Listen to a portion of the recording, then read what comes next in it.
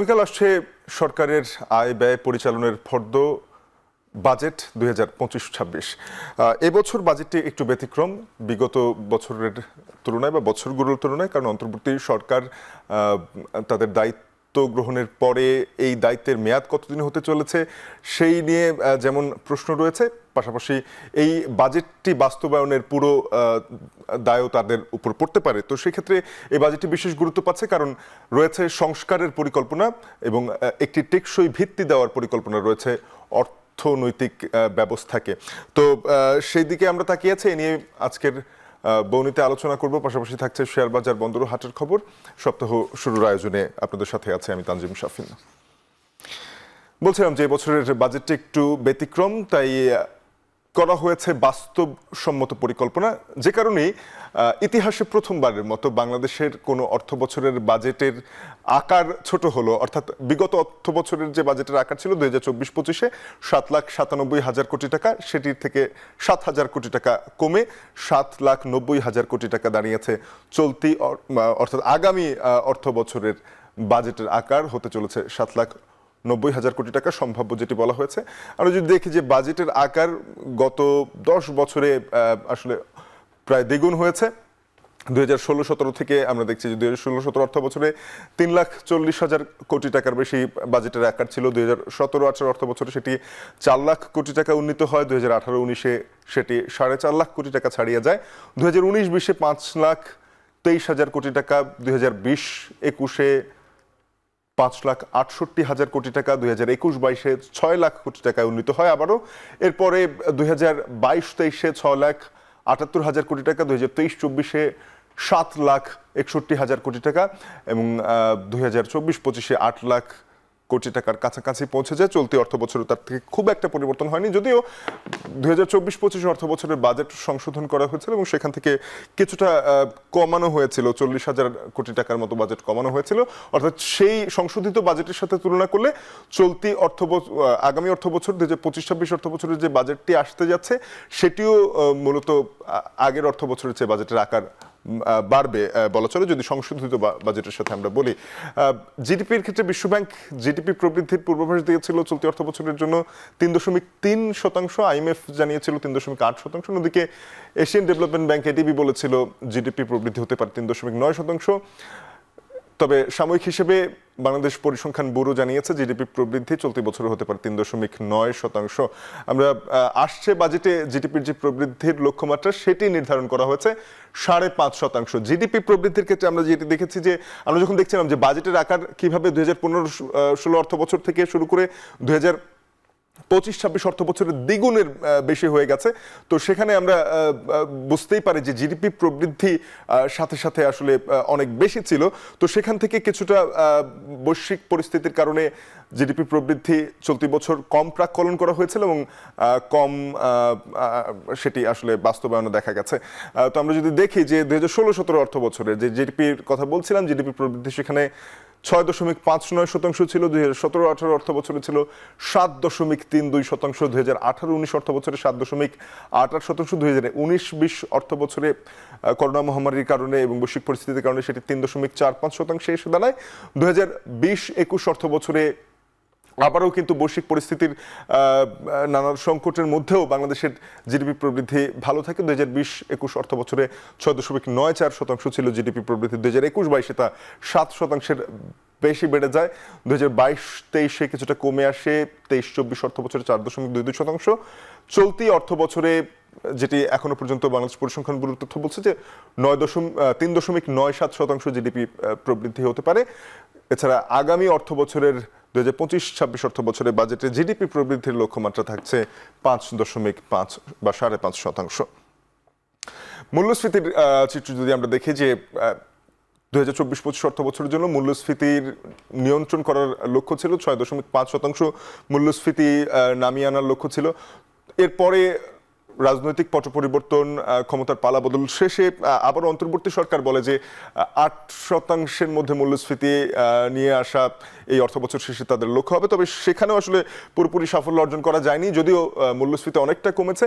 বিশেষ করে খাদ্য মূল্যস্ফীতি কমানোর প্রতি সরকার জোর দিয়েছে, যে আপনারা বাজারে গেলে বুঝতে পারেন বাজারে অনেক পণ্য, ভোগ্য পণ্যগুলো আগের চেয়ে অনেক সুলভ মূল্যে পাওয়া যাচ্ছে। তো জিডিপির পাশাপাশি মূল্যস্ফীতির যেই প্রাক্কলন সেটি করা হয়েছে 2025-26 অর্থ বছরের ক্ষেত্রে। আমরা যেটি দেখছি যে মূল্যস্ফীতির লক্ষ্য রয়েছে 6.5%, অর্থাৎ চলতি অর্থ বছরের যেই লক্ষ্যমাত্রা ছিল 24-25-এর 6.5%, সেখানেই আসলে রাখা হয়েছে 6.5%, যেহেতু চলতি অর্থ বছরের মূল্যস্ফীতির লক্ষ্যমাত্রা অর্জন করা যায়নি। যদি চলতি অর্থ বছরের 10 মাসের গড় মূল্যস্ফীতি আমরা দেখি, তাও 10%-এর বেশি, 10.3%, যদিও গত মাসে মূল্যস্ফীতি 10%-এর নিচে নেমে আসে, 10%-এর নিচে নেমে আসে। 2023-24 অর্থ বছরে 9.73%, 2022-এ 9.02%, এর আগে মূল্যস্ফীতি 7%-এর নিচে ছিল। তো অর্থাৎ বৈশ্বিক পরিস্থিতির একটা বড় প্রভাব মূল্যস্ফীতির উপরে রয়েছে, দেশীয় উৎপাদনের একটি বড় প্রভাব রয়েছে, সবচেয়ে বেশি প্রভাব রয়েছে বাজার নিয়ন্ত্রণের। বাজার যতটা নিয়ন্ত্রণ করা যায়, খাদ্য মূল্যস্ফীতি কমে আসলে সার্বিক মূল্যস্ফীতির উপরে সেটার একটা ভালো প্রভাব বাংলাদেশের অর্থনীতিতে দেখা যায়। রাজস্ব আহরণের লক্ষ্যমাত্রার কথা বলতে চাই। অর্থ বছরের জানেন যে বাংলাদেশের যে এই 7,90,000 কোটি টাকার বাজেট, তো এই বাজেটের যেটি বড় অংশ ঘাটতি বাজেট, যদিও তারপরেও রাজস্ব আহরণের একটা বড় অংশ থাকে। চলতি অর্থ বছর অর্থাৎ 24-25 অর্থ বছরে আমরা দেখেছি যে রাজস্ব আহরণের প্রথম যে লক্ষ্যমাত্রা ছিল 4,80,000 কোটি টাকা, সেটি অর্জন করা যায়নি এবং অর্থ বছর শেষ নাগাদ এসে সেটি আরো অনেকটাই ঝিমিয়ে গেছে। বেশ কিছু সংস্কারের সিদ্ধান্তে রাজস্ব বোর্ডের যারা কর্মকর্তা কর্মচারীরা রয়েছেন তারা সেখানে বিরোধিতা করেছেন। এর ফলে কিছুদিন রাজস্ব আহরণ ঝিমিয়ে পড়ে। তবে বছরের বাকি যে অংশটুকু রয়েছে অর্থ বছরের, সেই অংশে রাজস্ব আহরণ বাড়বে বলে প্রত্যাশা করা হচ্ছে। আমরা যদি দেখি যে চলতি অর্থ বছরের যেই রাজস্ব আহরণের চিত্র, প্রথম 10 মাসে রাজস্ব আহরণ করা গেছে 2,87,000 কোটি টাকা। তবে সেখানে ঘাটতি থেকে গেছে, অর্থাৎ 10 মাসে ঘাটতি দাঁড়িয়েছে 71,000 কোটি টাকার মতো। 2024-25 অর্থ বছরের মোট লক্ষ্যমাত্রা ছিল বলছিলাম 4,80,000 কোটি টাকা, সংশোধিত লক্ষ্যমাত্রা 4,63,000 কোটি টাকা। তবে সেই সংশোধিত লক্ষ্যমাত্রা থেকেও 71,000 কোটি টাকা রাজস্ব ঘাটতি রয়েছে। তবে এই ঘাটতি মাথায় নিয়েও পরিকল্পনা যেটি করা হয়েছে, সেখানে বড় স্বপ্নই দেখা হচ্ছে বলা চলে। 5,18,000 কোটি টাকা রাজস্ব আহরণের লক্ষ্যমাত্রা নির্ধারণ করা হচ্ছে 2025-26 অর্থ বছরের বাজেটে। তো এই যে 5,18,000 কোটি টাকা রাজস্ব আহরণের লক্ষ্যমাত্রা, এটি কতটুকু অর্জন করা সম্ভব তা নির্ভর করবে রাজস্ব বোর্ডের আধুনিকায়ন, সংস্কার এবং রাজস্ব কর্মকর্তাদের প্রচেষ্টার উপরে, এবং যারা করদাতা রয়েছেন তাদের সদিচ্ছা তো বটেই। এদিকে নতুন বাজেটে বাড়ছে সামাজিক নিরাপত্তা খাতে বরাদ্দ। এছাড়া একটা বড় অংশ চলে যাবে অভ্যন্তরীণ এবং বিদেশি ঋণের সুদ পরিশোধ করতে গিয়ে। ঋণের সুদ পরিশোধ করতে গিয়ে বাজেটের প্রায় 15% ব্যয় হতে চলেছে আগামী 2025-26 অর্থ বছরে। আমরা যদি দেখে নিই যে 25-26 অর্থ বছরে কোন খাতে কেমন ব্যয় হচ্ছে, সেখানে এডিপিতে ব্যয় হচ্ছে আমরা বলছিলাম যে 2,30,000 কোটি টাকা, যা মোট বাজেটের 29.1%। এছাড়া এডিপি বহির্ভূত অউন্নয়ন ব্যয়গুলো রয়েছে, পরিচালন ব্যয় এবং অউন্নয়ন ব্যয় মিলিয়ে রয়েছে প্রায় 30% মতো। এছাড়া সামাজিক নিরাপত্তা খাতে ব্যয় রয়েছে 12.18% ব্যয় হতে চলেছে সামাজিক নিরাপত্তা খাতে। সামাজিক নিরাপত্তা খাতে যেখানে ব্যয় ধরা হচ্ছে 95,000 কোটি টাকার মতো, একটা বড় অংশ 95,000 কোটি টাকা সামাজিক নিরাপত্তা খাতে ব্যয় ধরা হচ্ছে। এখানে যারা সুবিধাভোগী রয়েছে তাদের সংখ্যা বাড়ানো হবে। এছাড়া আমরা যদি ভর্তুকিতে বাংলাদেশের বড় একটা ব্যয় রয়েছে, ভর্তুকিতে 14.68% ব্যয় হয়ে থাকে বাংলাদেশের। তবে তার পাশাপাশি প্রতি বছর বাড়ছে ঋণের বোঝা, ঋণের সুদের বোঝা, কারণ বৈশ্বিক পর্যায়ে আসলে ডলারের বিপরীতে টাকার অবমূল্যায়নে বিদেশি ঋণের ক্ষেত্রে সুদের যেই হার ছিল সেখানে সেই টাকার অঙ্কে বেড়ে যায়, যেহেতু টাকার কিছুটা অবমূল্যায়ন হচ্ছে। সেখান থেকে ঋণের সুদ পরিশোধ বাবদ অভ্যন্তরীণ ঋণের সুদ পরিশোধ ব্যয় করতে হবে প্রায় 1 লাখ কোটি টাকার মতো এবং বিদেশি ঋণের সুদ পরিশোধ করতে হবে প্রায় 22,000 কোটি টাকার মতো। অর্থাৎ ঋণের সুদ বাবদ প্রায় 15% চলে যাবে বাজেটের ঋণের সুদ বাবদ, ঋণ পরিশোধ বাবদ কিন্তু নয়। এবারে চলতি অর্থ বছরের যে উন্নয়ন বরাদ্দ সবশেষ সেটি একটু দেখে নিতে চাই যে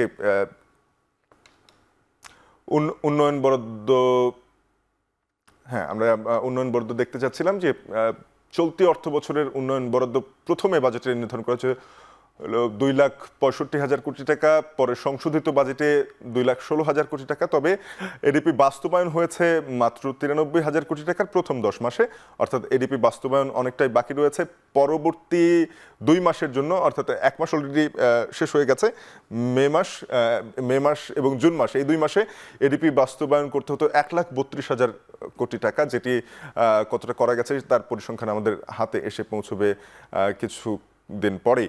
2025-26 অর্থ বছরের জন্য বার্ষিক উন্নয়ন কর্মসূচিতে বরাদ্দ রাখা হচ্ছে 2,30,000 কোটি টাকা। এর সাথে যদি বিভিন্ন সংস্থার তহবিল যোগ করা হয় তাহলে সেটি 2,38,000 কোটি টাকায় দাঁড়ায়।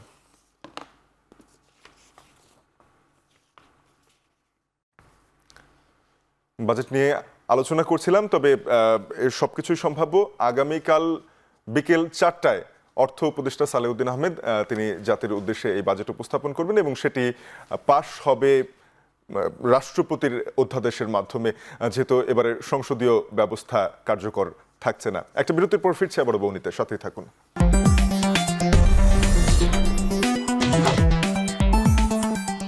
ফিল্ম বিরতির পর দেখছেন বৌনি।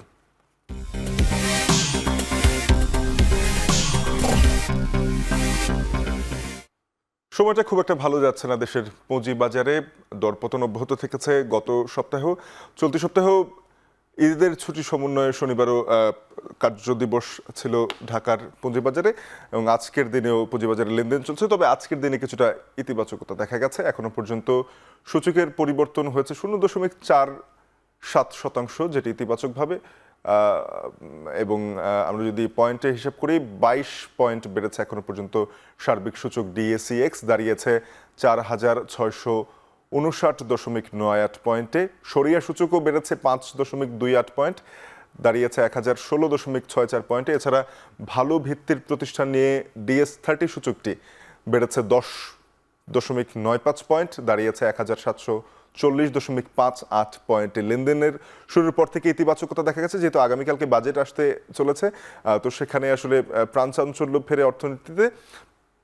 পাশাপাশি বেশ কিছু ইতিবাচক সিদ্ধান্তের ফলে পুঁজিবাজারেও ইতিবাচক প্রভাব পড়তে পারে এবং এমন লক্ষণ ইতিমধ্যে দেখা যাচ্ছে। বেশিরভাগ প্রতিষ্ঠানের শেয়ার দর বেড়েছে আজকের দিনে। 198টি প্রতিষ্ঠানের শেয়ার দর বেড়েছে এখনো পর্যন্ত। দর কমেছে 112টি প্রতিষ্ঠানের শেয়ারের, দর অপরিবর্তিত আছে 89টি প্রতিষ্ঠানের শেয়ারে। লেনদেনের এখনো 1 ঘন্টা সময় বাকি রয়েছে। এর পরবর্তীতে ইতিবাচক ধারা অব্যাহত থাকলে হয়তো আজকে সূচক ইতিবাচকভাবে পরিবর্তন হবে। আরও একটা বিরতি নিচ্ছি, বৌনিতে ফিরবো একটু পর।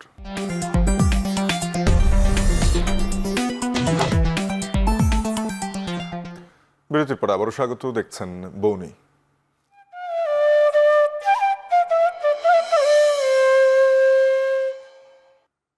ঈদ সামনে রেখে দেশের বিভিন্ন জায়গায় জমে উঠেছে পশু ক্রয় বিক্রয়। এতে হাটগুলোতে ভিড় করছেন ক্রেতা বিক্রেতারা। এ নিয়ে আরো জানাতে টাঙ্গাইলের ভূঁইয়াপুরের গোবিন্দাসী হাট থেকে যুক্ত হয়েছেন সহকর্মী কাউসার আহমেদ। কাউসার, দেখতে পাচ্ছি যে মাথায় ছাতা দিয়েও হাটে জমজমাট বেচা কেনা চলছে। জানাবেন যে পশুর দাম কেমন, ক্রেতা বিক্রেতারা কি বলছেন?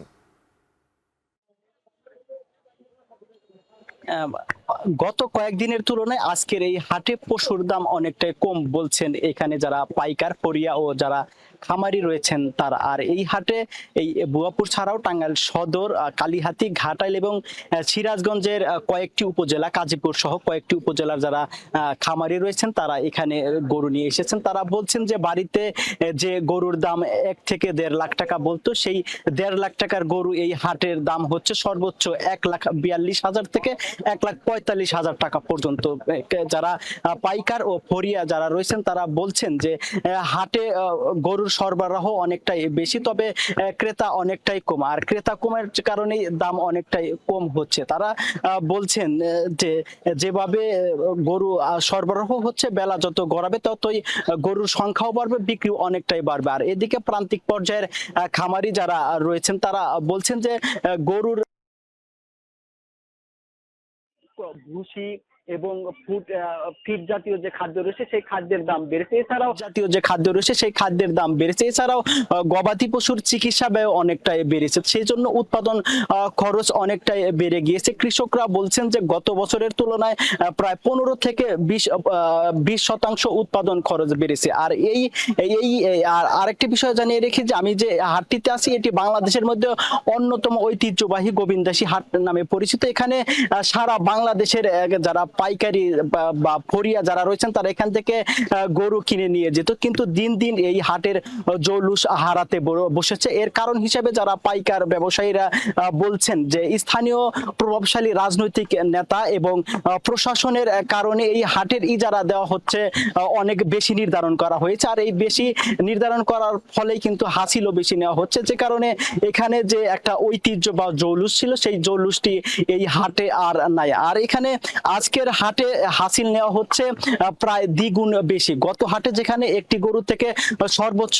500 টাকা হাসিল নেওয়া হতো, আজকে সেখানে 1000 টাকা হাসিল নিচ্ছে যারা এখানে ইজারাদার রয়েছে। আমার সাথে কথা হয়েছে অতিরিক্ত জেলা প্রশাসকের সাথে, তিনি জানিয়েছেন যে হাটে অতিরিক্ত হাসিল নেওয়ার কোনো সুযোগ নাই। এ বিষয়ে যদি তারা অভিযোগ পান তারা ভ্রাম্যমাণ আদালত সহ প্রয়োজনীয় পদক্ষেপ গ্রহণ করবেন। আর এদিকে এই হাটটি কিন্তু এখন পর্যন্ত ইজারা হয় নাই, খাস কালেকশন হিসেবে এখানে ইজারা আদায় করা হচ্ছে। আর এখানে এই গত কয়েক হাটে এখানে কি পরিমাণ কালেকশন হয়েছে এ বিষয়ে সুনির্দিষ্ট কোনো তথ্য দিতে পারেনি ভুয়াপুরের উপজেলা নির্বাহী কর্মকর্তা। আর এই বিষয়ে একটা অভিযোগ রয়েছে যে উপজেলা প্রশাসন এবং রাজনৈতিক ব্যক্তিবর্গের যোগ সাজসে প্রায় 15 থেকে 20 লাখ টাকার একটা ঘুষের বাণিজ্য হয়েছে। আর যে কারণে এই হাটটি স্থানীয় যারা রাজনৈতিক প্রভাবশালী রয়েছে তারা এখানে খাস কালেকশন করছেন। তবে এতে করে সরকার লাখ লাখ টাকা রাজস্ব হারাচ্ছে বলে জানিয়েছেন স্থানীয়রা।